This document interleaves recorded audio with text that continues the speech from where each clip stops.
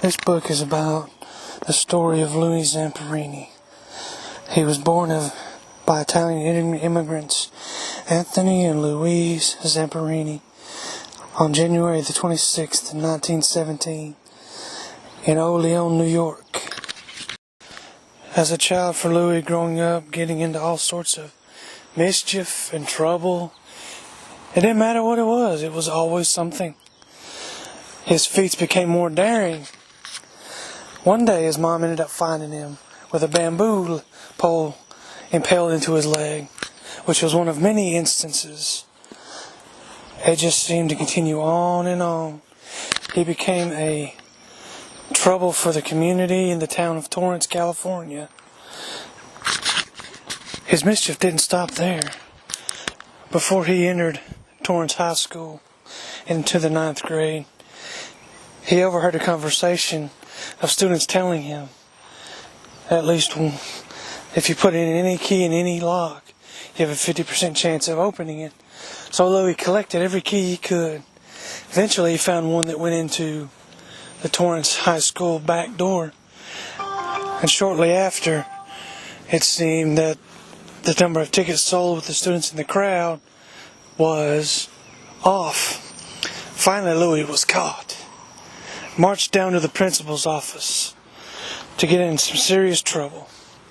However, his brother Pete intervened. His brother Pete was able to convince the principal to allow him to run on the cross-country team, or the track team, and not allow him to get in trouble. So this is where Louis' life changed course. He ended up being able to run really, really well. Eventually be able to shatter every track record at the high school and at the state level. So Louis was able to run so fast and so quick that a few weeks after he graduated from high school, he was able to compete at the 1936 Olympic trials that was supposed to take place in Berlin. And Louis, despite the odds, traveled to New York, competed in the trials, and was able to qualify for the 1936 Berlin Olympics.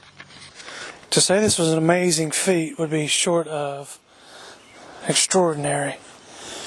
But he went to Berlin. He competed in the Olympics in Berlin. He didn't win. But one thing he did do there by competing with the best runners in the world, he broke the world record for the fastest mile while he was there. He got into some shenanigans while he was there in Berlin. There's different versions of the story, but Louis was able to come back home with one of the Nazis' flags that he was able to get. After Louis returned from the Berlin Olympics, he attended the University of Southern California and continued to run track there with some of the best athletes in the world. And in the year 1941, he had only 3 credits left to finish to graduate. He said he would accomplish it in 1941. Unfortunately, his plans changed in the year of 1941. Despite Louis' objections, he was drafted in 1941. He arrived for his training in Ellington Field in Houston, Texas, to become a bombardier. He finished his training and was on a weekend pass, and then all of a sudden, they was informed that they had to report back for duty because Japan had bombed Pearl Harbor. After they reported back, the crew was assembled, which would encompass 10 men: Russell Phillips, Mr. Gross, Louis Zamperini, Robert Mitchell, Clarence Douglas, Stanley Pillsbury, Tiny Frank Glassman, Ray Lambert, George Munznet Jr., and Harry Brooks. Louis' team was assembled, and after going through several planes, they had one that was called Superman that they used for many missions until it met its final fate on a mission, and they ended up having to say they would never fly again. On May 27, 1943, Louis and the crew that was assembled got into the Green Hornet, the replacement plane for the Superman, and set on their mission. Unfortunately, it was a mission they wouldn't be coming back from. Before they could finish, they were shot down out of the sky, and the plane come crashing down in the Pacific Ocean. There were no immediate casualties during the crash.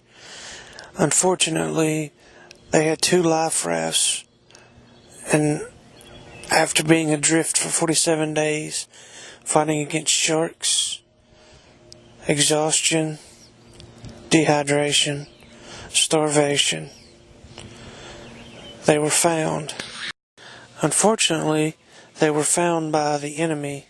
They were captured by the Japanese and ended up being put through several POW camps throughout the rest of the war. And throughout this, you see how they were starved, tortured, beaten. One of the most infamous ones being from the guard they called the Bird. He seemed to have it out for Louis. No matter what happened, it seemed like he always had it out for him. And it just continued on and on until the end of the war. After the war, Louis and the rest of the POWs were finally liberated from the POW camp, or prisoner of war camp, and brought back home to America. Louis was able to marry Cynthia Applegate, who became his wife. Unfortunately for Louis, he began to suffer from PTSD, or post-traumatic stress disorder, even though it wasn't highly diagnosed after the war, or before this time.